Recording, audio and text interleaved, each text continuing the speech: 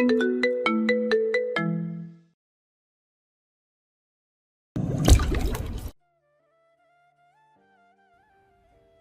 আপনিও বুঝি this handsome man here. মিসিরের বাহু টেনে ধরে তাকে সামনে এনে উজ্জ্বল হাসলাম আমি। এক হাতে ডালিয়ার তোড়া শক্তভাবে চেপে দাঁতে দাঁত চেপে জবাব দিলাম, উনি আমার ডেট, মিসির ইকবাল। জায়দানের চিবুক জোরে তীক্ষ্ণ এক ভাঁজ পড়লো। সরাসরি না তাকিয়েও বুঝতে পারলাম দাঁতে জিভ কামড়ে ধরেছে সে। নিগুড়ো বাদামি নয়নের মাঝে অস্বাভাবিক এক ঘূর্ণিপাক খেলে খেলে গেল তার। দৃষ্টি আমার উদ্দেশ্যে নয়, বরং নিক্ষিপ্ত মিসিরের দিকে। প্রফেসরের বন্ধুর যে মানসিক অবস্থা তা ভাবলাম তাতে এই বুঝি এই বান্দা বুঝি জায়দানের দৃষ্টিতেই মূর্ছা যাবে। অথচ আমায় হতবাক করে দিয়ে মিসির সামনে এগুলো এক লহমায় যেন সমস্ত শঙ্কা, ভয়, আতঙ্ক, সংকোচ উধাও হয়ে গিয়েছে তার। এর পরিবর্তে তীক্ষ্ণ চেহারায় নেমে এলো বাস্তবতার কোলে। নিজের ডান হাত আরোয়ার দিকে বাড়িয়ে দিল মিসির। Nice to meet you miss Arwa. জানতাম না সাবিনের সঙ্গে আপনার দুর্দান্ত পরিচয় রয়েছে। বাই দ্য ওয়ে, আমার কিন্তু আরও একটা পরিচয় আছে। আমি আপনার উডবি ফিয়ন্সের চাইল্ডহুড ফ্রেন্ড। এমনিতেও সামনে আমাদের পরিচয় অনিবার্য ছিল, রাইট জায়দান? নীরব দৃষ্টি বিনিময় হলো উভয় পুরুষের মাঝে। জায়দানের সুগভীর শান্ত নয়ন মাঝে সূক্ষ্ম পরিবর্তন, অপরদিকে মিসিরের কালো দৃষ্টিতে স্থিরতা। উভয়ের মাঝে যেন অদৃশ্য তড়িৎ তরঙ্গ খেলে যাচ্ছে, যার আজ আমার গায়ে এসেও লেগেছে। শিরশির করছে সমস্ত শরীর, ভারী একটা চাপে বুঝি নিঃশ্বাস প্রশ্বাস চালানো দায়। আরো এই অনুভূতি টের পাচ্ছি কি মেসির একজন আর্কিটেক্ট, কিন্ডারগার্টেন থেকে আমাদের বন্ধুত্ব। জায়দানের অতীব শীতল কণ্ঠস্বর অবশেষে ধ্বনিত হলো। আরওয়া নীরবে সামান্য হেসে মিসিরের সঙ্গে করমর্দন করলো। প্রসারিত নয়ন মেলে দৃশ্যপট দেখলাম আমি। সমস্ত শরীর একেবারে হঠাৎ করেই কাঁটা দিয়ে উঠলো। মাথা কাত করে তাকাতেই দেখলাম জায়দান আমার দিকে সুচারু নজরে চেয়ে আছে। দেখা যখন হয়ে গিয়েছে, তখন আজ একসাথে বসা যাক। Do you mind, miss Sabin? প্রাক্তনের অবিশ্বাস্য অনুরোধে জমে গেলাম আমি। ফ্যাল করে চেয়ে থাকলাম। জায়দানের মুখ যথারীতি নির্বিকার, একটুও বোঝার উপায় নেই সেই এই মুহূর্তে কি ভাবছে। আমার এবং মিসিরের সম্মতির অপেক্ষা সে করলো না, টেবিলের প্রান্তে একটা চেয়ার টেনে আরওয়ার উদ্দেশ্যে বলল, বসুন। থ্যাঙ্কস। বসলো আরওয়া। আমি এবং মিসি পরস্পরের দিকে তাকালাম। জায়দানের এরূপ নির্লিপ্ততা এবং হঠাৎ আমাদের টেবিলে দখলদারিত্ব বিশ্বাসযোগ্য নয় যেন। তবুও দুজন মুখে কুলু পেটে অপর প্রান্তে বসলাম। আমার ঠিক বিপরীতে মুখোমুখি চেয়ারখানিতে বসলো জায়দান নিজে। ওয়েটার অর্ডার নিতে আসতেই যখন সবাই নিজেদের পছন্দের অর্ডার দিচ্ছে, তখন আমি একপাশে তাকিয়ে মাথায় হাত দিয়ে নতুন করে আরো একবার ভাবলাম, একটা মানুষ এতটা অনুভূতিহীন কি করে হয়। মিসিরকে প্রথম দেখার পর জায়দানকে খানিকটা সংকুচিত মনে হয়েছে আমার। আশঙ্কা কিংবা বিস্ময় ছিল হয়তো জ্বলন্ত দৃষ্টিতে, কিন্তু এখন তার অস্বাভাবিক শীতল অভিব্যক্তি দেখে কিছুতেই বুঝতে পারছি না বা তো ভাবছেটা কি। তাহলে কি আমি যাই করি না কেন, যার সঙ্গেই ডেটে যাই না কেন, এমনকি যদি মানুষটা জায়দানের নিজের বেস্ট ফ্রেন্ডও হয়, তবুও তার কিছু যায় আসে না। উপলব্ধিটা আমায় আশ্বস্ত করার কথা, অথচ অন্তরে অসম্ভব এক ব্যথা ছাড়া কিছুই টের পেলাম না আমি। আসলে কি চেয়েছিলাম আমি? নিজের জন্য কি জীবনে এগিয়ে যেতে, নাকি শুধুমাত্র জায়দানকে ঈর্ষান্বিত করতে, যেমনটা আমি হয়েছিলাম তাকে আরওয়ার সাথে দেখে। আমার পরিকল্পনা ব্যর্থ হওয়ায় এমন খারাপ লাগছে কি আমার? আমার প্রাক্তনের আমার প্রতি কোনো টান নেই। এই উপলব্ধিটা আমায় সান্ত্বনা দেওয়ার বদলে ভীষণ রকমের অশান্ত করে তুললো। জায়দানকে বোঝা তো দূরের কথা, আমি যে নিজেকেই নিজে বুঝে নিজের ভাবনায় এতই ডুবেছিলাম যে ওয়েটার অর্ডারের জন্য আমায় বেশ কতক্ষণ যাবৎ ডাকছে খেয়াল হলো না আমার। যখন হলো তখন টের পেলাম আমার পক্ষ থেকে মিসির বলছে, usually coffee. Cappuccino with extra whipped cream and cocoa over the top. Waiter থমকে গেল। এবার একবার মিসির, অতঃপর হঠাৎ হস্তক্ষেপ করা জায়দানের দিকে তাকালো। স্থির দৃষ্টিতে চেয়ে আছে বান্দা। আমি চোখ পিটপিট করে তাকালাম। জায়দান আমার কফি প্রেফারেন্স মনে রেখেছে। মিসির কণ্ঠ পরিষ্কার করে বলল, জি, ও যেটা বলেছে সেটাই দেবেন।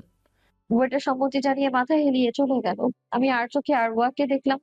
মেয়েটাকে যথেষ্ট স্বাভাবিক দেখাচ্ছে, নিশ্চুপ হয়ে নিজের ফোনে কিছু একটা দেখছে সে। তার কি একটু সন্দেহ হয়নি, নাকি সে জানে যে আমি জায়দানের প্রাক্তন? সো, চেয়ারে সোজা হয়ে বসলো জায়দান, দুবাহু ভাঁজ করে রাখলো টেবিলের উপর। তার প্রশান্ত দৃষ্টি মিসিরের উপর। কতদিন ধরে ডেট করছিস তোরা? আমার বেস্ট ফ্রেন্ড ফাইনালি জীবনে বিগ ডিসিশন নিয়েছে, আর আমি জানলাম না। Should I be hard? Missy শক্ত একটা ঢোক গলদকরণ করলো আর চোখে আরওয়াকে সাবধানে একবার দেখে নিয়ে বলল, আই সে। আমি নিশ্চিত মিসিরের জায়গায় আমি থাকলে এতক্ষণে দম বন্ধ হয়ে অক্কা পেতাম। অথচ ছেলেটা ভালোই নিয়ন্ত্রণে রেখেছে বিষয়টাকে। উপরন্তু সত্যগুলো সাজিয়ে গুছিয়ে উপস্থাপন করছে আরবার সামনে। অর্ডার চলে এলো, সবাইকে কফি এবং পেস্ট্রি সার্ভ করে ওয়েটার চলে গেল। আমি সবার প্রথমে ক্যাপাচিনোতে চুমুক দিলাম। সাবিন, আপনার ব্যবসার কি খবর? আপনি তো এখন বেশ ভালোই ভাইরাল।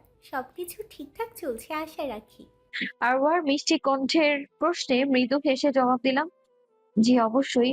আল্লাহর কুদরতে ব্যবসা ঠিকঠাক চলছে। খুব শীঘ্রই একটা আউটলেট ওপেন করতে পারবো বলে বিশ্বাস রাখছি। ওমা তাই? এটা তো খুব ভালো খবর, কংগ্রেস। মাথা দুলিয়ে নিজের পেস্ট্রি সামান্য কেটে মুখে দিতেই স্বাদটা অস্বাভাবিক লাগলো। বুঝতে আর বাকি রইলো না কিছুই আমার। একই ফ্লেভারের দুটো পেস্ট্রি অর্ডার দেওয়ায় হয়তো ওয়েটারের অর্ডার গুলিয়ে ফেলেছে। অভ্যাসবশত আমি আমার পিরিচ ঠেলে সামনে বসে থাকা জায়দানের দিকে এগিয়ে দিলাম।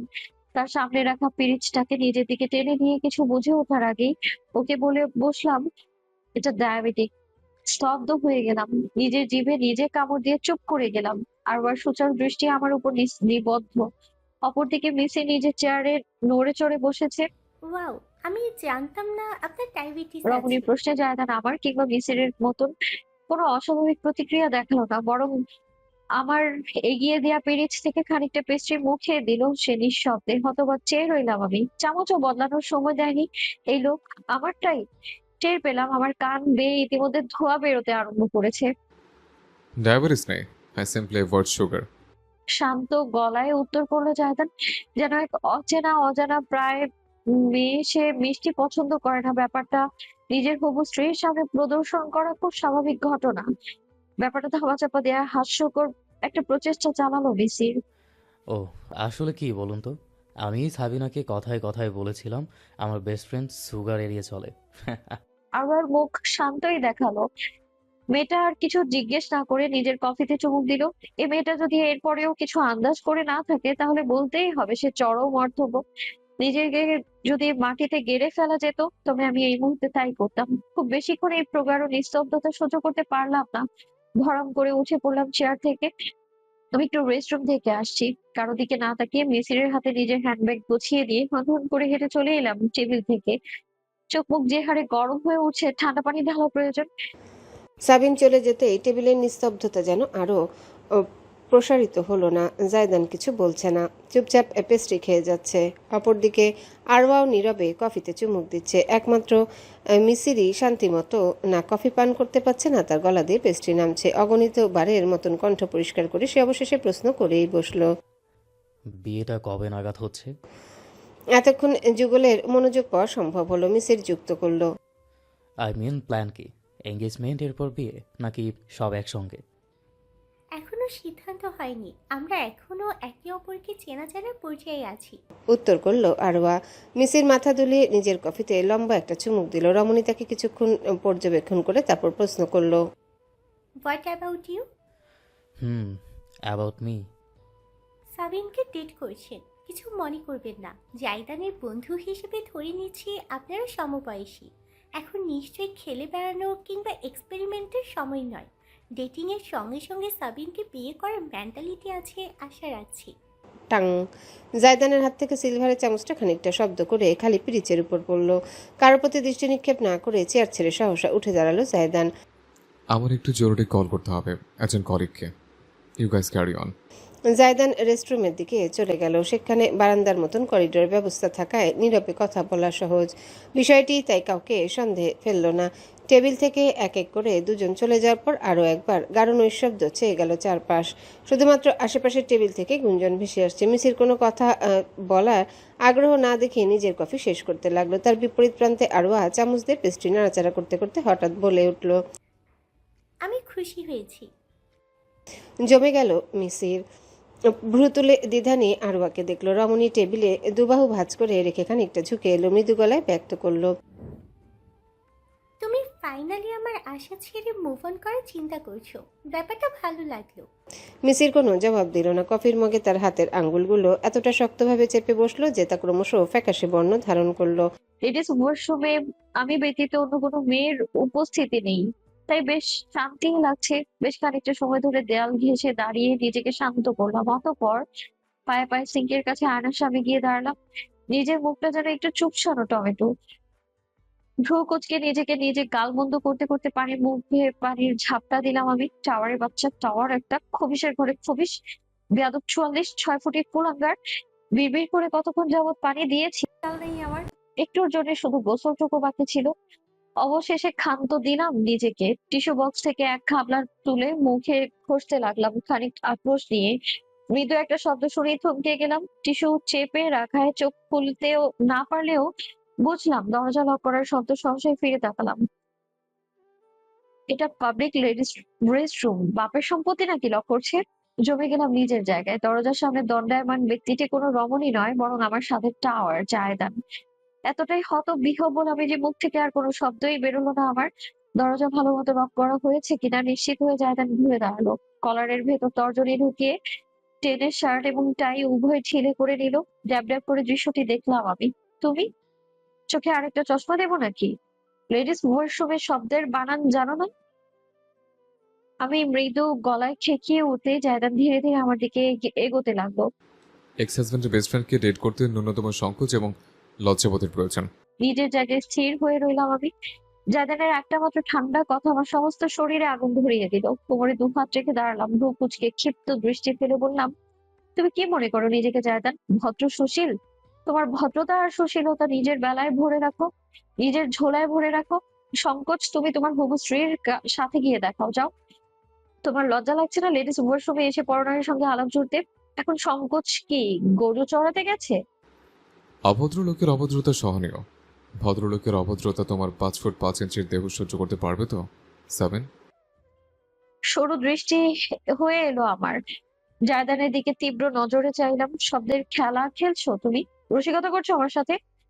লম্বা পা ফেলে অতি ধীর গতিতে শিকারীর ভঙ্গিতে এগিয়ে এলো জায়দান। তার বাদামি বর্ণের চোখের মাঝে জল জলে অদ্ভুত দৃষ্টি আমার অন্তরাত্মা অব্দি কাঁপিয়ে দিল। আঙ্গনে পৌঁছাতে গিয়ে দেয়ালের সঙ্গে ধাক্কা খেলাম আমি। জায়দান আপাদমস্তক আমার পর্যবেক্ষণ করলো। মনে হলো এই দৃষ্টি শুধুমাত্র আমার অবয়ব নয়, চামড়ার আস্তরণ ভেদ করে পৌঁছে যাচ্ছে আরো গভীরে। শক্ত একটা ঢোক গিললাম। নিঃশ্বাস প্রশ্বাস স্বাভাবিক হয়ে উঠছে আমার। নায়ক সুশীল, খলনায়ক অশ্লীল। আমার নায়ক থেকে খলনায়কের রূপান্তর স্বাস্থ্যের জন্য হানিকারক। হতভম্ব হয়ে গেলাম। আমার সামনে জায়দান দাঁড়িয়ে আছে আর তার কণ্ঠ বেয়ে এমন সব বাক্য উচ্চারিত হচ্ছে বিশ্বাসই করতে পারলাম না। লোকটা খুব কাছে এসে পড়েছে। ঠেলে সরিয়ে পালাতে চাইলাম দ্রুত। জায়দান সামনে থেকে সরো প্লিজ, নাহলে আমি চিৎকার করে লোক জড়ো করবো। আমার হুমকিতে জায়দানের সুবিস্তৃত ঠোঁটে বাঁকা এক সূক্ষ্ম অনুভব ফুটে উঠলো। এক চুল নড়লো না বান্দা, বরং আমার দু কূপ জিভ পাকড়াও করে ঠেলে দেয়ালের সঙ্গে চেপে ধরলো। অত্যন্ত কাছে এসে পড়লো। আমাদের শরীরের মাঝে কোনো ব্যবধান এখন নেই বললেই চলে। অস্থির তাকিয়ে রইলাম আমি। নিঃশ্বাস প্রশ্বাস ভারী হয়ে উঠলো ক্রমশ। জায়দান অতি ধীরে নিজের ফর্মাল প্যান্টের পকেটে হাত ঢুকালো।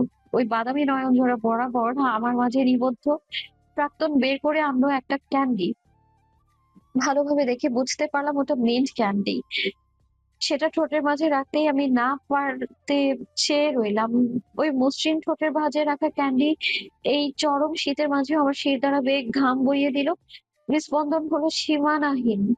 অতি ধীরে সময় নিয়ে ক্যান্ডি নিজের মুখে পুরলো জায়দান। পর্যবেক্ষণ করলো আমার প্রতিক্রিয়া। অতঃপর জিভে ঠোঁট লেহন করে নিয়ে অসম্ভব গভীর গলায় বলল, চিৎকার করবে? শক্ত এক ঢোক গিললাম আমি। জায়দানের ঠোঁট আমার খুব কাছে, এতটাই যে চাইলেই ছুঁয়ে দেওয়া সম্ভব। সামান্য নড়লেও বিপজ্জনক কিছু ঘটে যেতে পারে। আমতা আমতা করে জবাব দিলাম, হ্যাঁ। Then scream louder. So every damn soul hears my name. So every damn soul hears my name on your lips. সম্মোহিত হয়ে গেলাম আমি সম্পূর্ণ। ঝুঁকে এলো জায়দান। আমার নাকে ছুঁয়ে গেল তার নাকের প্রান্ত। আমিও শুনি তোমার চিৎকারে জায়দের নামটা কেমন চলে মাই ডিয়ার 7। আমার হাঁটু কাঁপতে লাগলো। সোজা দাঁড়িয়ে থাকাই যেন দায়। আজ করতে পেরে জায়দান নিজের দুবাহু আমার কোমর জড়িয়ে ফেললো। কাছে টেনে নিল নিজের, মিশিয়ে ফেললো আমাদের একসঙ্গে। প্রতিশোধ নেওয়ার চেষ্টা করছো? করতেই পারো। জায়দানের আঙুল আমার চুলের গোছায় গুজে দিল কানে। তার ঠোঁটে স্পর্শ ছুঁয়ে গেল কানের প্রান্তে। খামচে তুললাম তার শার্টের বুকের অংশ। প্রতিশোধ নিতে গিয়ে নিজেকে ধ্বংস করো না। because only I have the right to destroy you. জায়দানের শীতল নিঃশ্বাস স্পর্শ বুলিয়ে গেল আমার গালে।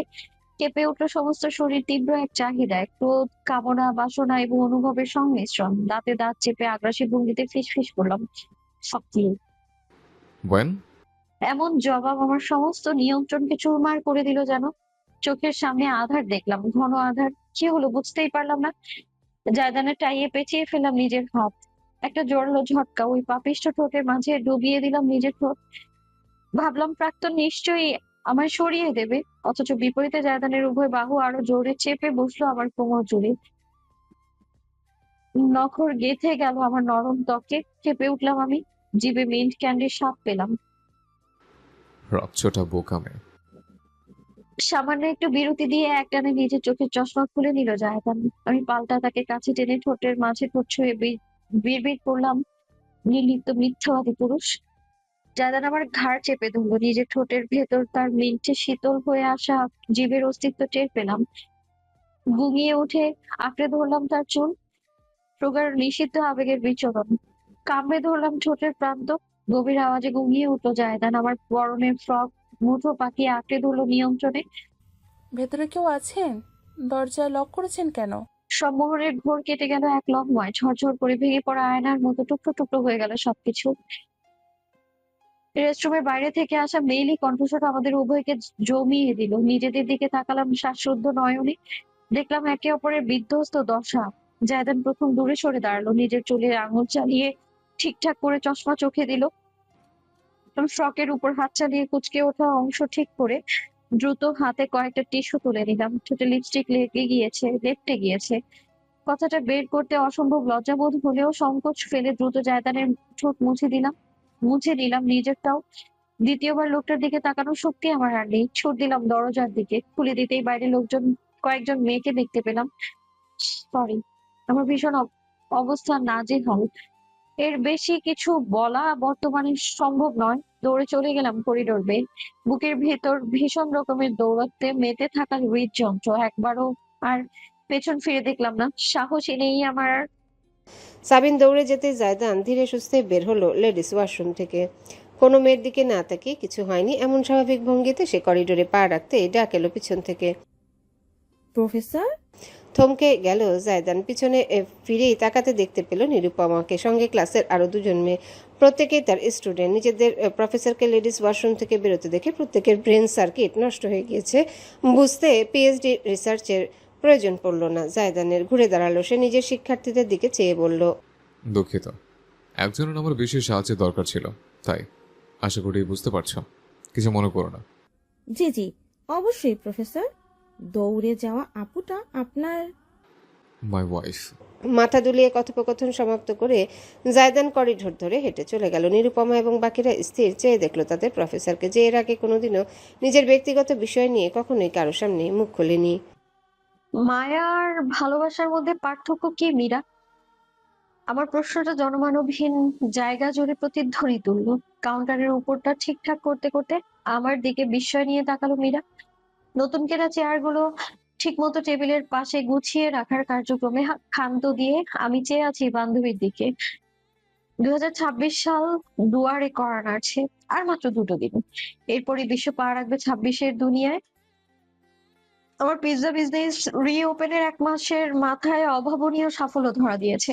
ভাইরালের ভূমিকা এর পেছনে ব্যাপক। পুঁজি এখনো খুব বিরাট কিছু নয়, তবে নিজেদের শক্ত একটা ভিত্তি গড়ে তোলার লক্ষ্যে একটা আউটলেট প্রতিষ্ঠায় ব্যস্ত সময় পার করেছি আমি আর মীরা। উভয়ের পুঁজিটুকু একসঙ্গে মিলিয়ে মোটামুটি একটা অঙ্ক দাঁড় করানো সম্ভব হয়েছে। অবশেষে আমাদের স্বপ্ন পূরণের পালা এখন। বনানীর কাছাকাছি সড়কের পাশে মার্কেটে একটা ছোটখাটো দোকান ভাড়া নিয়েছি আমরা। গত 1 সপ্তাহ যাবৎ খাটাখাটনি করে ঠিক হয়েছে সবকিছু। দ্য ভাইরাল পিৎজা স্টেশন নামে একটা ক্যাফে ওপেন করতে চলেছি আমরা নতুন বছরের প্রথম দিনই, যেখানে পিৎজার পাশাপাশি মীরার নিজের হাতে তৈরি কেক বিক্রির পরিকল্পনাও আছে আমাদের।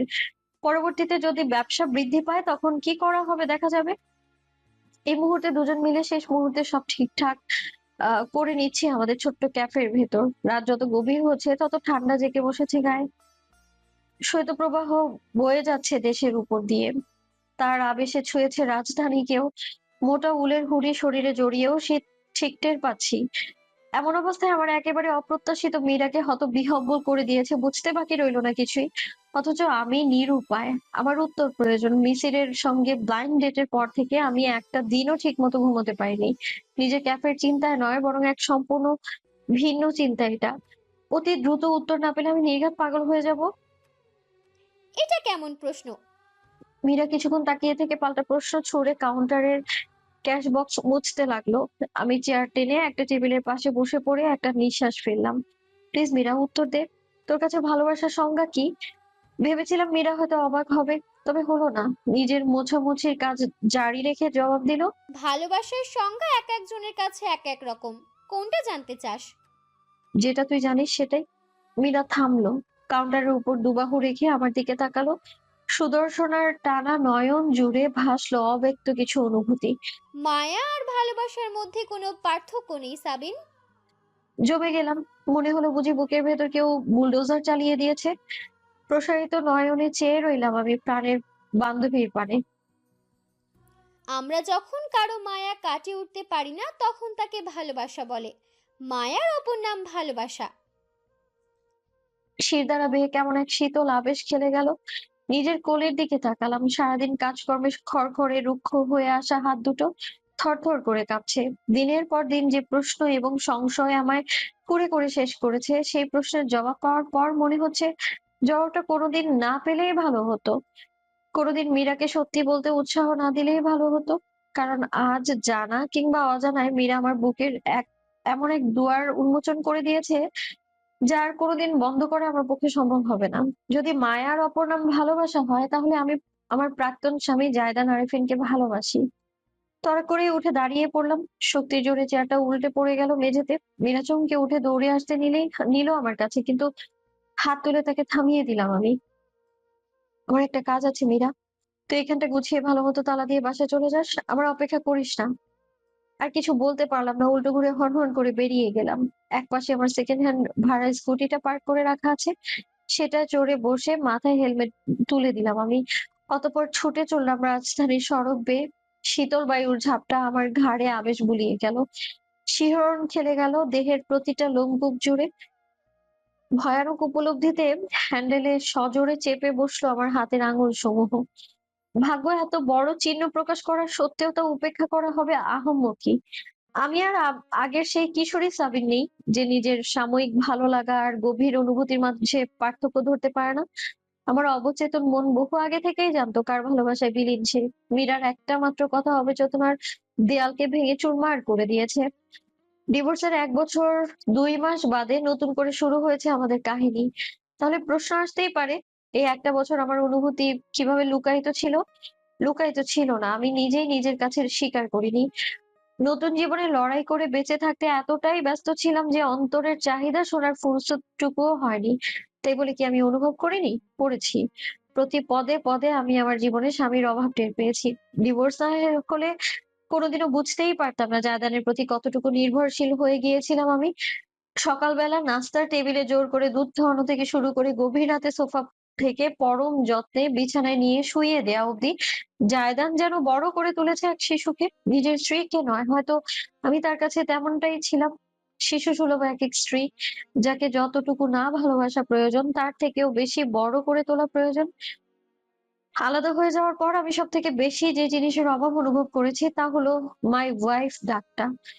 আমায় আদর করে কেউ করার মতো কেউ ছিল না। আমায় সহ্য করার মতো কেউ ছিল না। ছিল না কেউ হাত ধরে এগিয়ে নেয়ার মতো, শিখিয়ে দেয়ার মতো যে এটা এমন ভাবে করা উচিত, এটা এমন ভাবে। জায়দান ছিল আমার জীবনের প্রথম শিক্ষক, যার শিক্ষা, বিশ্বাস, অনুশাসন, পুঁথিগত বিদ্যার প্রতিফলন। এর আগে অহংকারী সাবিনকে ঠিক ভুলের শিক্ষা দেওয়ার জন্য কেউ ছিল না, কেউ না। তখন কি আমি জায়দানের প্রেমে পড়েছিলাম? আহা, পড়িনি। কারণ আমি জানতাম, আজও জানি, জায়দান আমার তরে যা যা করেছিল এবং করছে তা তার দায়িত্ববোধ, অনুভূতি নয়। ছোট্ট একটা ঘটনা মনে পড়ছে আজ খুব। বিবাহিত থাকাকালীন একটা দাওয়াতে এক আত্মীয় ভীষণ বেয়াদবি ধরনের আচরণ করছিল জায়দানের সঙ্গে। আমি যখন সেটার প্রতিবাদ করতে জায়দানকে ঠেলে দিয়েছিলাম, সে বলেছিল, গুরুজনদের সম্মান করতে হয়। এই কথাটা স্বামী আমায় আগেও বহুবার বলেছিল, কিন্তু সেই দিন তার কথার আড়ালে একটা বিরাট অর্থ খুঁজে পেয়েছিলাম আমি। জায়দান বলতে পারতো গুরুজনদের আমি সম্মান করি, কিন্তু সে বলেছিল করতে হয়। এর অর্থ কি দাঁড়ালো? করতে হয় বলে সে সম্মান করছিল, নিজের মন থেকে নয়। সেদিনের পর আমি বহুবার নিজের তথ্যের প্রমাণ পেয়েছি, জায়দান কোনো কিছুই নিজের ইচ্ছায় করে না। তার পঠিত জ্ঞান অনুসারে যা যা সুশীলতার বৈশিষ্ট্য, সে সব সে বিনা বাক্যে অনুসরণ করে মাত্র। তার সবকিছুই করতে হয় বলে করা, নিজের জন্য করা নয়। জায়দান আমাকে আগলে রেখেছে, যত্ন নিয়েছে যেন আমি ভালো থাকি, তার চেষ্টা করেছে। এই সব কিছু তার মনের ইচ্ছা ছিল না, ছিল তার দায়বদ্ধতা, স্ত্রীর প্রতি একজন স্বামীর কর্তব্য পালন মাত্র। জায়দান নিজের মায়ের কার্যকলাপের প্রতিবাদ করতে পারেনি, কারণ পুঁথিগত বিদ্যা মানে মায়েরা ভুল হতেই পারে না। তাদের সবকিছুই সন্তানের মঙ্গলের জন্য এবং সন্তানের উচিত সম্মান দিয়ে সবকিছু মুখ বুজে সহ্য করে নেয়া। জায়দান নিজের পরিবারকে ভালোবাসে, তাই আমাকে ছাড়তে কার্পণ্য করেনি, মোটেও না। বরং সে তার পরিবারের প্রতিও কর্তব্যের বাঁধনে আবদ্ধ, যেমনটা ছিল আমার প্রতি। আমার প্রাক্তন স্বামী এমন একজন মানুষ যে কখনো অনুভূতি অনুভব করতে পারে না।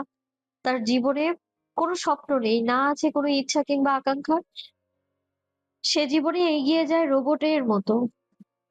রোবটের মাঝে যেমন একটা প্রোগ্রাম সেট করে দিলে সে সেই অনুযায়ী কাজ করতে থাকে, তেমন করে জায়দানও নিজের অনুশাসন নামক প্রোগ্রাম অনুসারে চলে যাচ্ছে। এটাই তার জীবন, এটাই তার বেঁচে থাকা। নতুন ভাবে বিয়ে করার পরিকল্পনা, আমি হলফ করে বলতে পারি এটাও জায়দানের নিজের ইচ্ছা নয়, স্রেফ একটা ধারণা। ডিভোর্সের পর একা একা আর কতদিন? সারাটা জীবন পড়ে আছে, বাঁচতে হবে, পরিবার করতে হবে, বাড়ির বড় ছেলে হিসেবে এসব করা উচিত, তাই সে করছে। একের পর এক উপলব্ধি আমার ভেতরটা বরফ খণ্ডে পরিণত করলো যেন। চোখের মাঝে টলটলে অশ্রু গড়িয়ে পড়ার সুযোগ পাচ্ছে না। তীব্র ঠান্ডা হাওয়ায় সেসব শুষ্ক হয়ে উঠছে, যেন বরফের আস্তরণ ছড়িয়ে যাচ্ছে আমার চোখের মাঝেই। এমন এক পুরুষ মানুষকে আমি কিভাবে ভালোবাসলাম, কি দেখে ভালোবাসলাম, কি অনুভব করে ভালোবাসলাম? নাকি এটা স্রেফ আমার অপরাধ বোধ? দায়িত্ববোধের বেড়াজালে লেপ্টে থাকা মানুষটাকে আমি খুব বেশি কষ্ট দিয়ে ফেলেছি। যদি তার আদৌ কষ্ট অনুভব করার ক্ষমতা থেকে থাকতো, তবে আমি তার সঙ্গে যা করেছি তারপরে কোনো পুরুষই দ্বিতীয়বার আমার দিকে ফিরেও তাকাতো না। অথচ সে দেখেছে আমায়, সে আমার কাছে এসেছে। যে সময় আমার একটা ভরসার কাঁধের দরকার ছিল, সব অতীত পেছনে ফেলে সে এসেছিল। আমার বাজে সময়টায় সে দূর থেকে হলেও আমার পাশে ছিল। সেই ভরসাটুকুই কি তবে তা নতুন করে আমার মনে অনুভূতি সৃষ্টি করেছিল? আমি কি আদৌ জায়দানের প্রেমে পড়েছি, নাকি তার দয়ালু মনোভাবের? যদি তাই হয়ে থাকে, তবে সেদিন আরওয়ার সাথে তাকে দেখে আমার অমন লাগলো কেন? ঈর্ষার কোন পর্যায়ে গিয়ে আমি যে ক্লাবে কখনো পা রাখবো না প্রতিজ্ঞা করেছি, সেই ক্লাবে গিয়ে মজেছি আমি? কি প্রমাণ করতে চাচ্ছিলাম আমি? কি ভুলতে চাচ্ছিলাম? আর কেনই বা নতুন কাউকে ডেট করার জন্য উতলা হয়ে উঠেছিলাম? আমি অস্বীকার করতে পারবো না, আমি জায়দানকে ঈর্ষান্বিত দেখতে চেয়েছি, ভীষণ রকমের ঈর্ষান্বিত। এমন বেখাপ্পা অনুভূতির মানেটা কি? তার প্রদান করা দায়টুকু নিজের করে রাখা? যদি তাই হতো, তাহলে মানুষটাকে ডিভোর্সের পর প্রথমবার দেখার পরপরই বাঁধ ভাঙা অশ্রুতে ভেঙে পড়েছিলাম কেন আমি? যে আমি ড্যাডের মৃত্যুর পর থেকে কখনো চোখের পানি ফেলিনি, সে কিনা হঠাৎ করে কেঁদে ভাসিয়ে ফেললো সবকিছু। সেদিন আমার যতটা খারাপ লেগেছিল তা আজ অব্দি কোনোদিনও লাগেনি। এত সবকিছুকে যদি শুধুমাত্র অপরাধ বোধ, দয়া, মায়া বলে চালিয়ে দিই, তাহলে আমি নিজের মনের কাছে নিজেই আহম্মক বনে যাব। কর্কশ আর্তনাদ তুলে থেমে গেল আমার স্কুটি। চোখ পিটপিট করে আশেপাশে তাকালাম, মন ভরে দেখলাম এই অবচেতন হৃদয় আমায় কোথায় নিয়ে এসেছে। ব্র্যাক বিশ্ববিদ্যালয়ের গেট। ঠোঁটে এক মলিন হাসি ফুটে উঠলো আমার, বুকের ভেতর খামচে ধরলো যাতনারা। প্রেমে পড়ার অনুভূতি খুব সুন্দর শুনেছিলাম, এতটা বেদনাদায়ক হবে কেউ তা বলেনি তো। গেট খুলে গেল হঠাৎ করে, ভেতর থেকে একটা বাইক বেরিয়ে এসে সড়ক পথে নামলো। রাস্তার ভিন্ন পাশ থেকে আদুরে চেয়েও আবার বুঝতে বাকি রইলো না কিছুই। এই বাইক আরোহী কে, তার গন্তব্য কোথায়? কাটায় কাটায় হিসাব মেলানো আছে তার।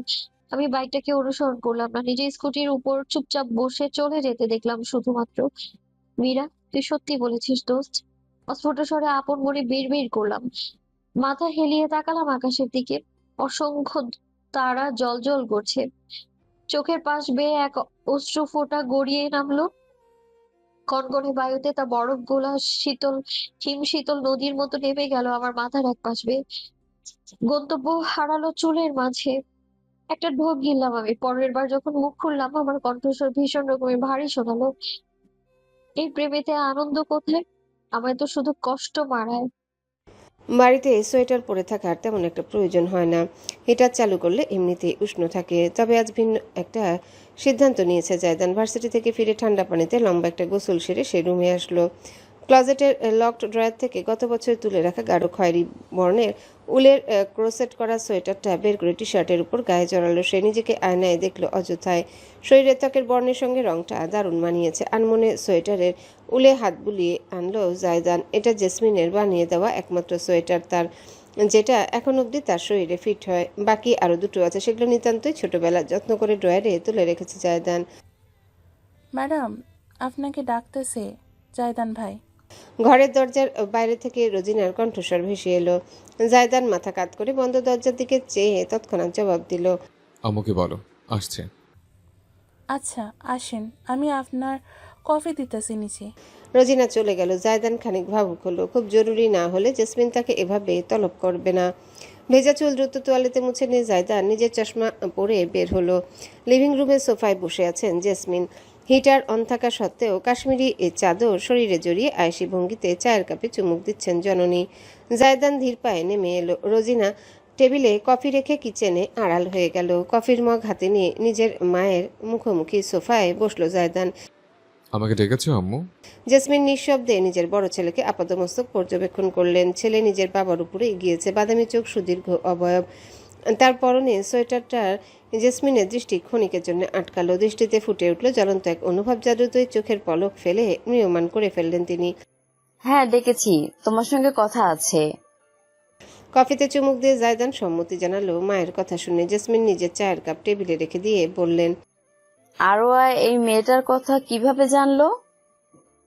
জায়দান নির্লিপ্ত। জেসমিন ভেবেছিলেন ক্ষীণ প্রতিক্রিয়া অবশ্যই পাওয়া যাবে, অথচ পেলেন না। সন্তান তার নিঃশব্দে কফিতে চুমুক দিয়ে মুখ খুলল। ওনার না জানার কথা ছিল বলছে। আজ না হয় কাল জানতেই পারতেন। জেনেছে সেটা বিষয় না, বিষয় হলো ওই বেয়াদব মেয়েটা এই চিত্রের মাঝে এলোই বা কি করে? জবাব পেলেন না জেসমিন। জায়দান আর কফিতে চুমুক দিল না, শুধু স্থির চেয়ে রইল। তাতে বেশ ক্রোধ অনুভব করলেন জননী। সোফায় সোজা হয়ে বসে খানিকটা কর্কশ গলায় বললেন, তুমি কি আমাকে বোকা মনে করো? আমি কিছুই জানতে পারবো না ভেবে থাকলে তুমি বোকার স্বর্গে বাস করছো জায়দান। তোমার এই জানাজানের পেছনে কি কোনোভাবে তোমার ছোট ছেলে ভূমিকা আছে আম্মু? একদম চুপ। ধমকে উঠলেন জেসমিন, এত জোরে যে তার ভয়াল কণ্ঠস্বর প্রতিধ্বনিত হলো দেয়ালে দেয়ালে। একজন প্রাপ্তবয়স্ক ছেলেকে কোনো মা এভাবে শাসন করতে পারেন? বিষয়টা কিচেন থেকে সবকিছু শুনতে পাওয়া রোজিনার জন্য নতুন কিছু নয়। এ বাড়িতে ছোটবেলা থেকে কাজে যুক্ত না থাকলে সেই ঘটনাকে বিস্ময়কর বলে বিবেচনা করত। মায়ের ধমকে একদম চুপ করে গেল জায়দান। ঠোঁটে ঠোঁট চেপে ফেলল। পরের মেয়ের দোষ আমি কি দেব, যেখানে আমার নিজের ঘরে চোরের বাস? একটা টু শব্দ উচ্চারণ করলো না জেসমিনের বড় সন্তান। মাথাটা সামান্য নুইয়ে মেঝের দিকে তাকিয়ে থাকলো। জেসমিন তীক্ষ্ণ নয়নে দেখলো তাকে। প্রশস্ত কাঠজোড়া ঝুলে রয়েছে নতজানু ভঙ্গি সুদীর্ঘ অবয়ব জুড়ে। সন্তুষ্টি এবং আক্রোশের মিশ্র অনুভূতি টের পেলেন তিনি। যদি ওই বেশ্যা মেয়ের সাথে ঢলাঢলি করার ইচ্ছাই থাকে তাহলে সুন্দর মতন এই পরিবারে নিজের নামের ইস্তফা দিয়ে বাইরে বেরিয়ে যাবে। তোমাকে এই ঘরে বেঁধে রাখতে কেউ মরে যাচ্ছে না। এত বড় কথার পরে সাধারণ মানুষ মাত্রই কিছু অন্তত করার কথা। সামান্যতম প্রতিক্রিয়া, একটুখানি রাগ, কান্না, অভিসম্পাত, যে কোনো কিছু। কিন্তু জায়দান অনুভূতিহীন পাথর। ওই একই ভঙ্গিতে বসমান সে। জেসমিন নিজের ভেতরে ঘৃণার উদ্গীরণ আর সইতে পারলেন না। ধরাম করে উঠে দাঁড়িয়ে সহসায় জায়দানের গালে একটা চড় বসিয়ে দিলেন।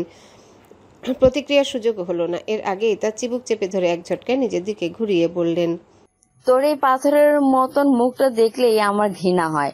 তোর মুখে লবণ দিয়ে আতুর ঘরে এই সবটা শেষ করে ফেললে ভালো হতো।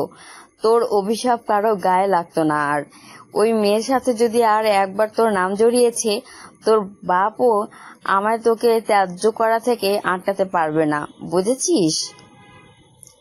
জি আম্মু। আম্মু। নিষ্প্রাণ একটা ডাক, অতি আশার, অতি সাধের, অথচ অতি অনুভূতির অভাব। জেসমিনের বুকের ভেতরটা কেঁপে উঠল। চরে লালচে হয়ে ওঠা গাল এবং জলজলে স্থির বাদামি দৃষ্টি নিয়ে চেয়ে থাকা সন্তানকে তিনি আর দেখতে পারলেন না। ঠেলে দূরে সরিয়ে হনহন করে সিঁড়ির দিকে এগুলেন। মনে থাকলেই ভালো। সিঁড়ির কোণা পেরিয়ে নিচতলার অন্দরমহলে আড়াল হয়ে গেলেন জেসমিন। জায়দান নির্লিপ্ত চেয়ে থাকলো। ও কতক্ষণ যাবৎ জানে না। রোজিনার কণ্ঠস্বর তাকে বাস্তবতায় ফিরিয়ে আনলো। ভাইজান, ওষুধ লাগাইয়ে দিই? চোখ পিটপিট করে সোফা থেকে উঠে পড়ল জায়দান। মাথা নেড়ে চুপচাপ সিঁড়ি বেয়ে দোতলায় নিজেদের বেডরুমের দিকে এগুলো। অদূর থেকে রোজিনা স্পষ্ট দেখতে পেল এক হাতে নিজের পরনে সোয়েটারের প্রান্ত খামচে ধরে রেখেছে জেসমিনের বড় সন্তান। পারফেকশনিস্ট ইংরেজি ভাষার শব্দটির অর্থ হলো এমন একজন ব্যক্তি যার বৈশিষ্ট্য, মানসিকতা এবং কার্যকলাপে কোনো খুঁত নেই। ছোটবেলা থেকে আমি ছিলাম একজন পারফেকশনিস্ট। আমার বাবা জাফর আরিফিন দেশের একজন প্রতিষ্ঠিত শিল্পপতি। নিজের ব্যস্ততা ঘিরে জীবনে পরিবারকে দেওয়ার মতো সময় তার কোনো কালই হয়নি। আমার মা জেসমিন শিকদার পক্ষান্তরে একজন ডিজাইনার ছিলেন, কিন্তু বিয়ের পর ঘর সংসারে হতে তার আগ্রহ ছিল অত্যধিক। একজন পারফেকশনিস্ট হয়ে ওঠার গুণাবলী শহরে মা বাবার ভিন্ন ভিন্ন কর্মযোগ্য ঘেরা জীবনে শিক্ষা দেওয়া সম্ভব ছিল না। এসব কিছু আমি শিখেছি, পড়েছি, জেনেছি বিভিন্ন বইয়ের পাতায়। A perfect man to be, good day to become a good child, সদাচরণ নামক বইগুলো আমার একাকী শৈশবের সঙ্গী। কারণ আমি আমার মা বাবাকে খুশি করতে চাইতাম, তাদের ভালো লাগতে চাইতাম, বিশেষ করে আম্মুকে। আমি মন খুলে হাসতে পারতাম না, এখনো পারি না। হাসি কিংবা কাণ্ডের অনুভূতি কেমন আমার জানা নেই। জন্মের পর থেকে আমি এমন ছিলাম, আর 5টা গড়পড়তে শিশুর চাইতে আলাদা। আমার মাঝে অনুভূতির বড্ড অভাব ছিল। সবসময় ভাবুক থাকতাম, পৃথিবী কেন গোল, পানি কেন বর্ণহীন, মাছ কেন ডাঙায় বেঁচে থাকতে পারে না, ডাইনোসর কি আদৌ পৃথিবীতে ছিল, নাকি সব স্রেফ বিজ্ঞানের ছলছাতুরি। এই ধরনের চিন্তা ভাবনায় নিজের সময় পার করতে আমি পছন্দ করতাম। সমবয়সী শিশুদের চাঞ্চল্যে ভিড়ে আমি ছিলাম নিছক নীরব এক অস্তিত্ব। বিষয়টা নিয়ে আমার আম্মু সুখী ছিলেন না, তাকে আমি খুশি দেখতে চাইতাম। পিতামাতার গর্বের কারণ হতে গিয়ে বুঝি অচিন্তে একজন পারফেকশনিস্ট হয়ে দাঁড়িয়েছিলাম। আমাকে দেখে অন্যান্য পরিবারের পিতামাতারা নিজেদের সন্তানদের কাছে উদাহরণ দিত। সকল বাচ্চাদের আমার মতো হওয়া উচিত, নিজেদের পিতামাতাকে সম্মান শ্রদ্ধা মান্য করা উচিত, পড়ালেখায় ভালো করা উচিত, মেধাবী হওয়া উচিত। আমাদের সমাজ অধিকাংশে মেধাবী কোলকে নিয়ে ভ্রান্ত কিছু ধারণা আছে। বিশেষ করে যার উদাহরণে পরিণত হয় তাদের পিতা মাতায় পরম সম্মানের চোখে দেখলেও সন্তানেরা মেনে উঠতে পারে না। তারা ভাবে তাদের কেন অন্যের সঙ্গে তুলনা করা হচ্ছে। বিষয়টার সঙ্গে আমিও একমত। কাউকে কখনো অন্যের সাথে তুলনা করা উচিত নয়। মানুষ মাত্রই স্বতন্ত্র সত্তা। তবে আমি তো কখনো উদাহরণ হতে চাইনি, আগে চেয়েছিলাম, জানা নেই।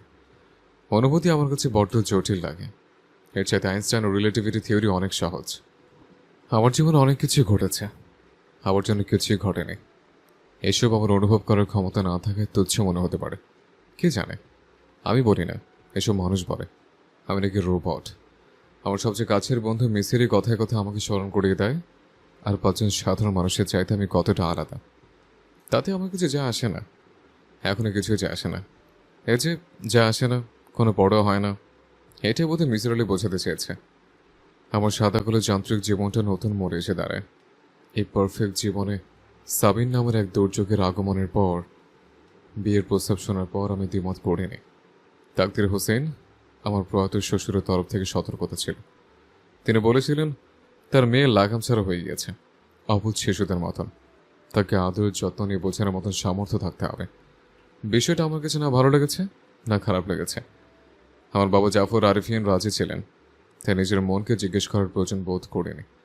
তার ইচ্ছে আমার ইচ্ছা।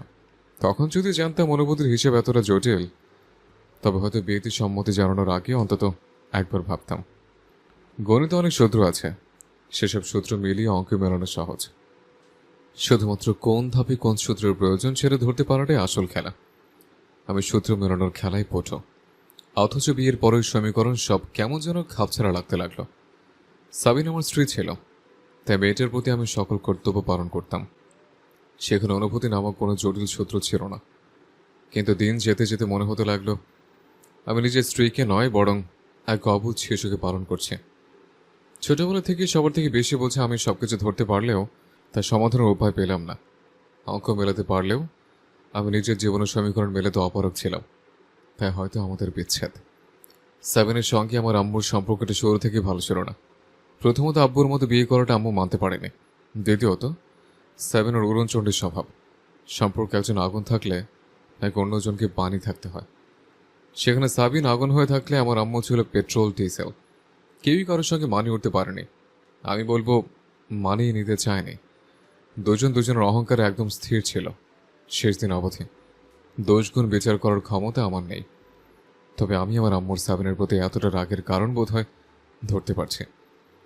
আমার স্ত্রী মানুষের মতো রকচটা, বেয়াদব, উচ্ছৃঙ্খল, অহংকারী। তবে হয়তো কোনো মানুষ তাকে এতটা কাছে থেকে কখনো দেখেনি বিধায় জানতে পারেনি সাবিন যত্নশীল। আমি জানি না অন্য কারোর প্রতি তার এতটা আবেদন কখনো ছিল কিনা, জানার প্রয়োজন বোধ করি না। আমার প্রতি ছিল জেনেই আমি তৃপ্ত। আমাদের সম্পর্কের শেষ দিকে আম্মুর সঙ্গে সাবিনের অধিকাংশ ঝামেলা লাগতো আমাকে নিয়ে। আম্মু কেন শুধু আয়দানের জন্য সোয়েটার বানায়, আমায় কেন বানিয়ে দেয় না?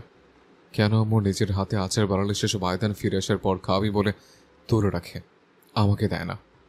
এসব নিয়ে তার কত শত অভিযোগ আপত্তি ছিল। আমি নিজেও মাঝে মধ্যে দ্বিধান্বিত হয়ে পড়তাম। আম্মুর কাছ থেকে আমার এত ছোট ছোট পাওনা, চাহিদা, আকাঙ্ক্ষা ছিল, সেসব সাবিন কোনো দিন নজরপাত না করলে আমি নিজেও কি উপলব্ধি করতে পারতাম? হয়তো পারতাম না। বৈষম্য শব্দটার অর্থ আমি টের পাইনি কখনো, কিংবা হয়তো পেয়েছি। ওই বাড়িতে আমার আর আমার ছোট ভাইয়ের মাঝে রাত দিনের ফারাক এবং বৈষম্য, এটাকে যে আদৌ বৈষম্য হিসেবে ধরা যায় সেটা আমি ভাবিনি, কিংবা ভেবেছি। আম্মুর অবহেলায় সবসময় কেমন একটা ভার চেপে বসে থাকতো বুকের ভেতর। এই ভারটা কি তবে কষ্ট ছিল? আম্মু দূরে ঠেলে দিলে কি আমি কষ্ট পেতাম? কিন্তু আমি যে কষ্ট অনুভব করতে জানি না, সাবিন আমি উপলব্ধি করিয়েছে। ওই বাড়িটার চার দেয়ালের মাঝে আমার গোটা একটা পরিবার ছিল, অথচ আমার মনে হয় আমি বুঝি তাদের সাথে ভাড়ায় বসবাস করছি। আমরা শুধু মাথার ওপরে একটি ছাদ ভাগাভাগি করি, আর কিছু না। এটাই কি আদতে পরিবার? সুস্থ স্বাভাবিক পরিবার কি অন্যরকম হয়? আমি জানি না। শুধু এটুকু জানি, সাবিন নামের একটা মাত্র বদমেজাজি অহংকারী মেয়ে ছিল, যে আমার না বলতে পারা চাহিদাগুলো খেয়াল রাখত। তাই হয়তো শেষ দিকে তাকে জোর করে ধরে রাখতে চাইনি, কারণ আমি জানতাম সাবিন আমার সঙ্গে ভালো থাকতে পারবে না। আমি পারফেকশনিস্ট, সে ট্রাবল মেকার। এই জুটি কখনোই সফল হওয়ার ছিল না। স্যার, ডায়েরির পাতায় জায়দানের কলম তৎক্ষণাৎ থেমে গেল। মাথা তুলে চশমার লেন্সের ভিতর থেকে তাকালো সে। অফিস কেবিনের দরজা সামান্য ফাঁক করে মুখ বাড়িয়ে আছে পিয়ন। প্রশস্ত হেসে পিয়ন দ্বিতীয় দফায় বলল, আপনার সঙ্গে একজন দেখা করতে এসেছে। জায়দান নিজের হাত ঘড়ির দিকে তাকালো। সময় নিশ্চিত হতে দ্রুত ডায়েরি বন্ধ করে নিজের ড্রয়ারে লুকিয়ে লক করতে করতে পিয়নকে জানালো, ওকে ভিতরে পাঠিয়ে দিন। ব্র্যাকেট করিডোর অত্যন্ত আধুনিক। অফিসের নিকটবর্তী হওয়ায় এদিকে শিক্ষার্থীদের ভিড় তুলনামূলক কম। দেয়ালে ঠেস দিয়ে দাঁড়িয়ে আশেপাশে হাঁটাচলা করতে থাকা স্টাফ এবং অন্যদের দেখছি আমি। খানিকটা দূরেই আমার ঠিক বিপরীত পাশে সিঁড়ির গোড়ায় দাঁড়িয়ে তরুণী গোছের একটা দল গল্পগুজব করছে। পেশায় স্টুডেন্ট না থাকলে ব্যাগপত্র থাকতো সঙ্গে, বোধহয় অ্যাসিস্ট্যান্ট, স্টাফ কিংবা অন্য কোনো পদে কর্মরত প্রত্যেকে। অফিসিয়াল পোশাক আশাকে তাই ধারণা হচ্ছে। তাদের টুকরো কথাবার্তা আমার কানে ভেসে আসছে। গোলাপি বর্ণের শার্ট পরনে এক মেয়ে বলছে, হি ইজ ম্যারিড। আমি থার্ড ইয়ারের ব্যাচের কাছে শুনেছি। Professor Arfin married? সত্যি? ওরা নাকি সেদিন ক্যাফে ল্যাটাতে দেখেছে ওনার ওয়াইফকে। আমার কান খাড়া হয়ে গেল। যদিও পাড়ার আন্টি চাচিদের মতো গল্প ছড়ানো পাবলিক আমি দুই চোখে সহ্য করতে পারি না, তবে এদের কথা না শুনলে আমার বুকটা ফেটে যাবে। দেয়াল ঘেঁষে সুরসুর করে যাচ্ছে স্বরে, কান পাতলাম। গল্প চলমান আছে। কিন্তু কিন্তু উনি বেশ হ্যান্ডসাম। আর কতখানি লম্বা দেখেছো? সামনে দিয়ে হেঁটে গেলে কেমন যেন বুক ধড়ফড় করে। ইস, সিঙ্গেল হলে ভালো হতো। দাঁতে ঠোঁট কামড়ে ধরলাম। বুক ধড়ফড় করে। শালি, তোর হাই ব্লাড প্রেশার সমস্যা আছে? স্ট্রোক করার আগে ডক্টর দেখা। কেন, সিঙ্গেল হলে কি করতেন আপনি? ট্রাই মারতেন নাকি? সুযোগ তো একটা নেওয়াই যায়।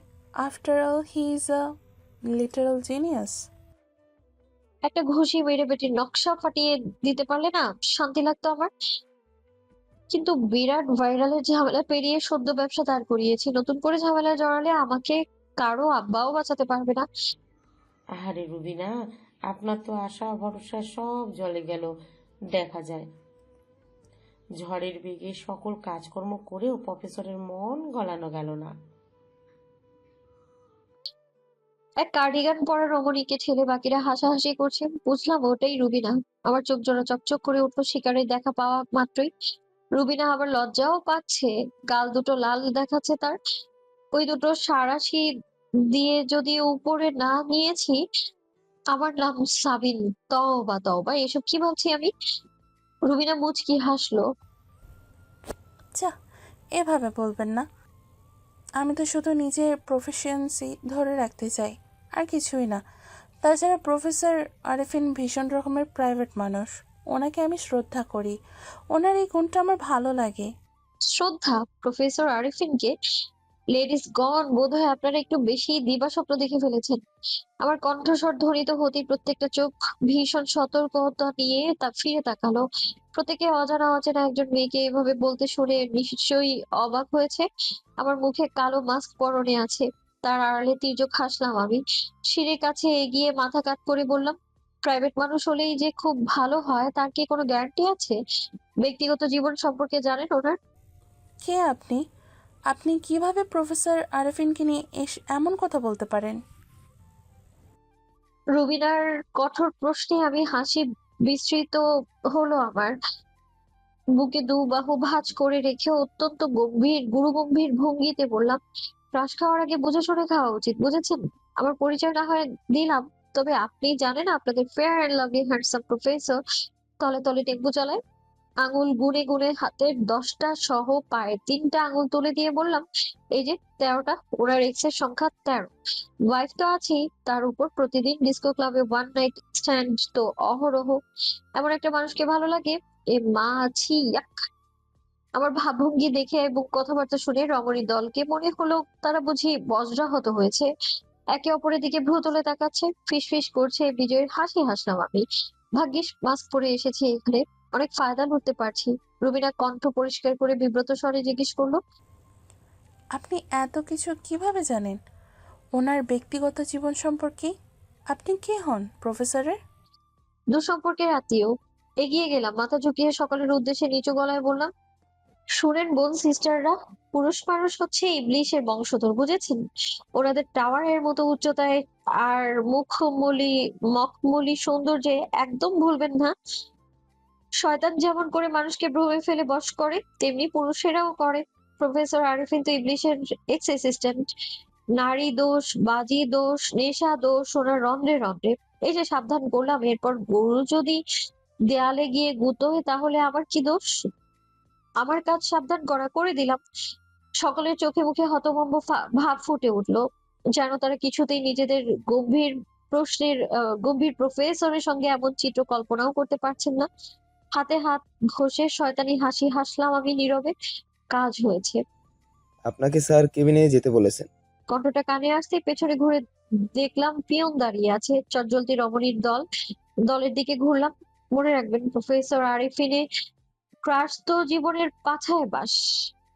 আসি, আসসালামু আলাইকুম। বাকরুদ্ধ রমণীদের পেছনে ফেলে দ্রুত এগিয়ে গেলাম আমি নিজের গন্তব্যের দিকে। এখন বুকের ভেতরে একটু শান্তি শান্তি লাগছে, তবে ওই রুবিনার চুলের মুঠি ধরে কয়েকটা ঠ্যাঙানি দিতে পারলে বিশেষ লেভেলে ভালো লাগতো। আমরা যখন বিবাহিত ছিলাম তখন জায়দান নর্থ সাউথ অ্যাসিস্ট্যান্ট প্রফেসর হিসেবে ছিল। ব্র্যাকে সে এসেছে আমাদের ডিভোর্সের পর। আমি নিজেও জানতাম না যতদিন না আয়দান বেয়াদবির সুবাদে আমাদের দেখা হয়েছিল। তাই এখানে আমি এই প্রথম আমার আসা। কেবিনের দরজায় বাইরে দাঁড়িয়ে নক করতেই ভেতর থেকে উত্তর এলো। Come in. একটা শক্ত ঢোক গিলে ভেতরে ঢুকে পড়লাম। বুকের ভেতর কেমন ডিপ ডিপ করছে। আমি আমার প্রাক্তন স্বামীকে ভালোবাসি বিষয়টা অনুধাবনের পর থেকে তার মুখোমুখি হওয়াটা আমার জন্য পানিপথের যুদ্ধ লড়াই থেকে কম কিছু নয়। মনে হচ্ছে যেন সারা দেহ অসাড় হয়ে আসছে। নিজেকে বহু কষ্টে দমন করে পাগলাটের স্পন্দন বুকে চেপে আমি সামনে তাকালাম, মাস্ক খুলে নিলাম। প্রশস্ত মেহগনি ডেস্কের ওপাশে বসে আছে জায়দান, সদা নির্লিপ্ত নির্বিকার, চারকোনা লেন্সের চশমার ওপাশে স্থির প্রশান্ত দৃষ্টি। ডেস্কের উপর 2 হাত ভাঁজ করে রেখে আমায় দেখছে সে। এক পাশে ল্যাপটপ খোলা, অন্য পাশে বেশ কতক বই এবং স্টুডেন্ট শিট।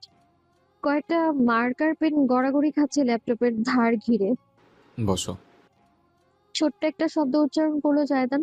আমি ধপাস করে ডেস্কের অপর পাশে বসে পড়লাম। না চাইতেও উদ্ভ্রান্ত এবং বিবৃত বিব্রত দৃষ্টি আমার কেবিনের চারপাশে ঘুরে বেড়ালো।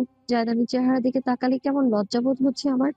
আমায় কোনো কিছু না বলে জায়দান টেলিফোনের রিসিভার তুলে একটা নাম্বার ডায়াল করলো। 1 কাপ হানি টি এবং ব্ল্যাক কফি, থ্যাঙ্কস।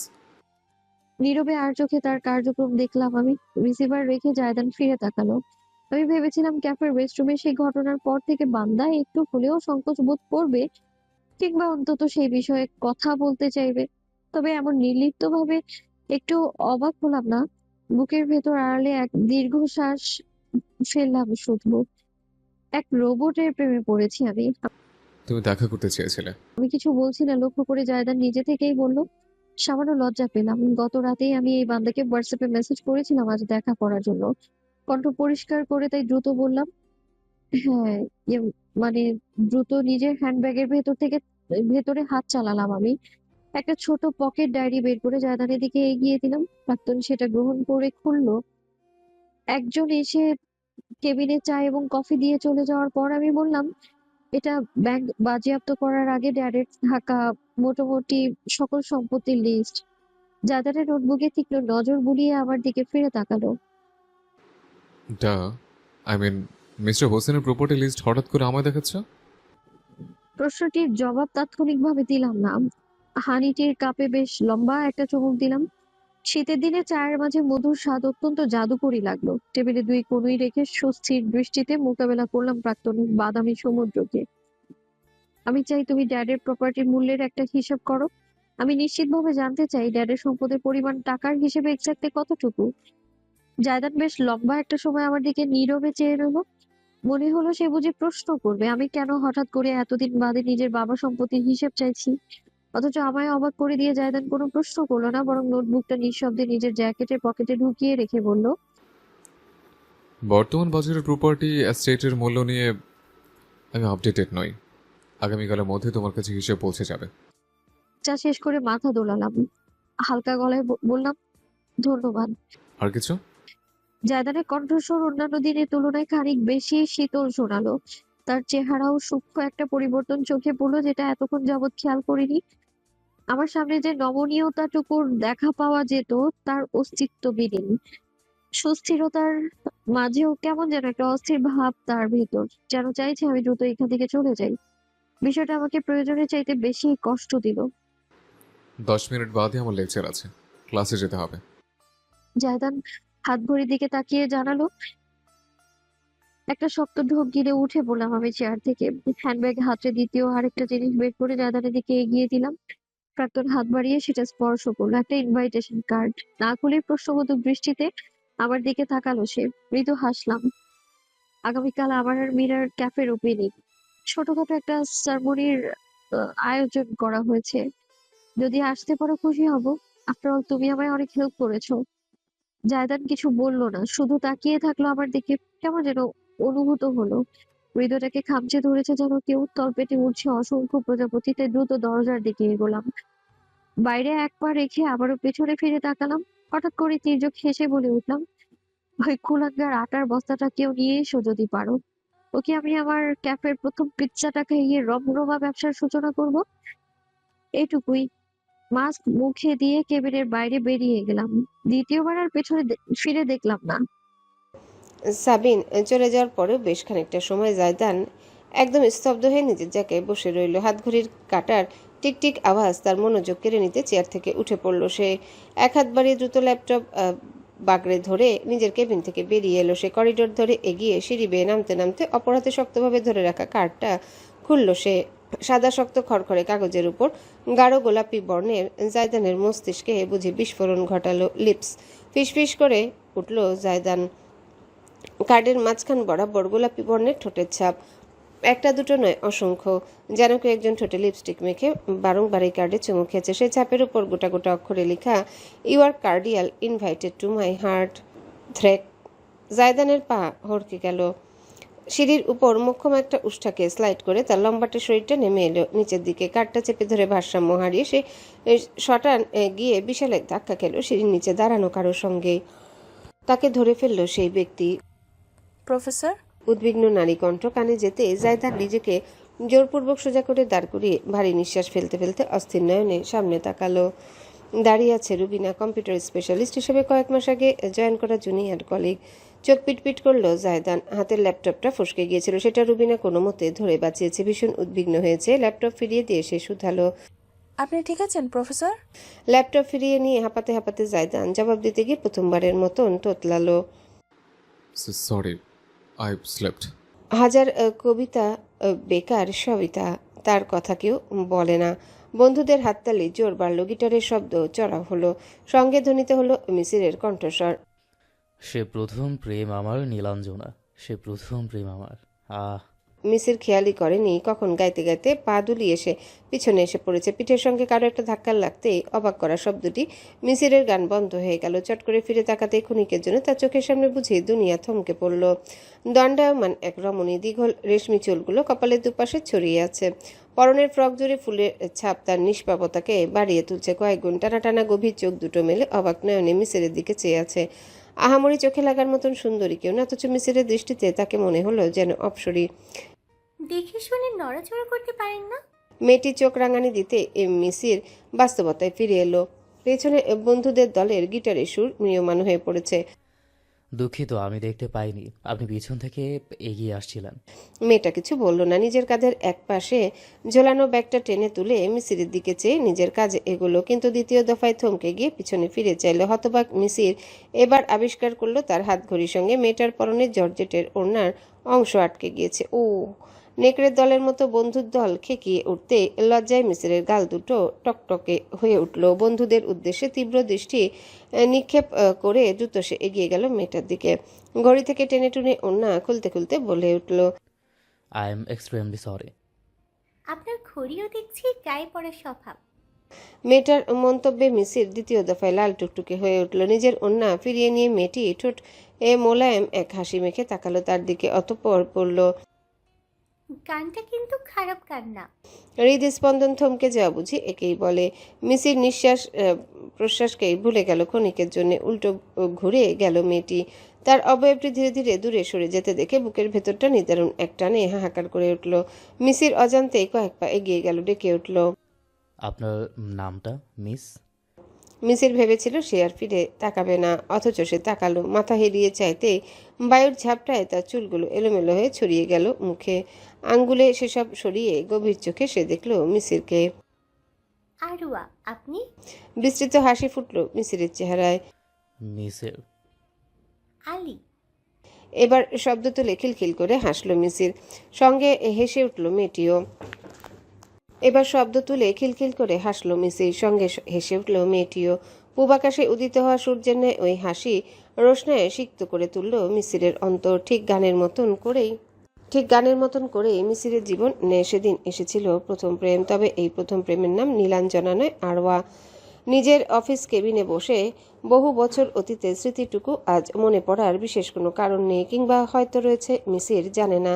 তার দৃষ্টি নিবদ্ধ জানালার বাইরে দিগন্তের দিকে। শীতের গধূলি বিকেল, কমলাভ রশ্মিতে মাতোয়ারা চারিপাশ। আরও আর সবচেয়ে প্রিয় সময়। সেও কি একই রকমভাবে শহরের কোনো প্রান্তে বসে আজ আকাশ দেখছে? আরও আর প্রতিটা পছন্দ, প্রতিটা ইচ্ছা আকাঙ্ক্ষার কথা মিসির জানে। তবে আরোয়া কি জানে? মেয়েটা এটাও হয়তো জানে না বাদামে অ্যালার্জি আছে মিসিরের, যেমনটা সে জানে না আজও তার পুরাতন ওয়ালেটের পকেটে রমণীর ফটোগ্রাফ তোলা আছে।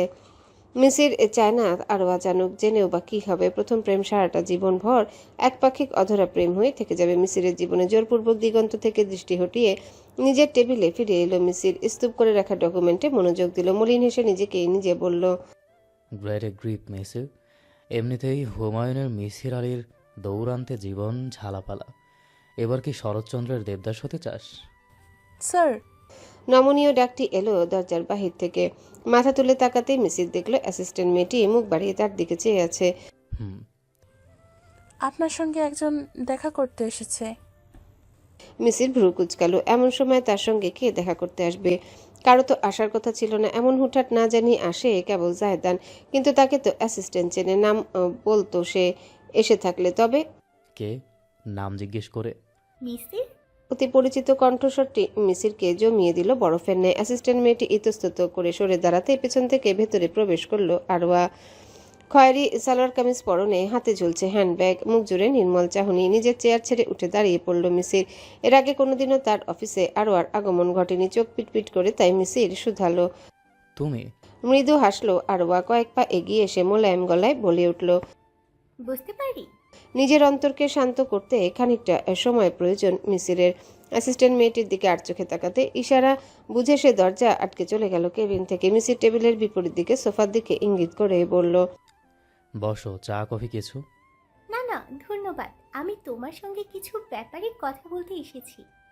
সোফায় বসে আশেপাশে চোখ বুলিয়ে জানালো আরোয়া। মিসির অজান্তে একটা ঢোক গিল। অতঃপর বিপরীত দিকের সিঙ্গেল সোফায় বসে হাঁটুর উপর হাঁটু তুলে বসে জিজ্ঞাসা করলো, হ্যালো বন্ধুরা, পরবর্তী পার্ট খুব তাড়াতাড়ি আসবে, তো সবাই অপেক্ষায় থাকো। আর চ্যানেলটি যারা এখনো সাবস্ক্রাইব করনি তারা পরবর্তী পার্ট দেখার জন্য চ্যানেলটি সাবস্ক্রাইব করে রেখো। ধন্যবাদ সবাইকে, আমাদের সাথেই থেকো।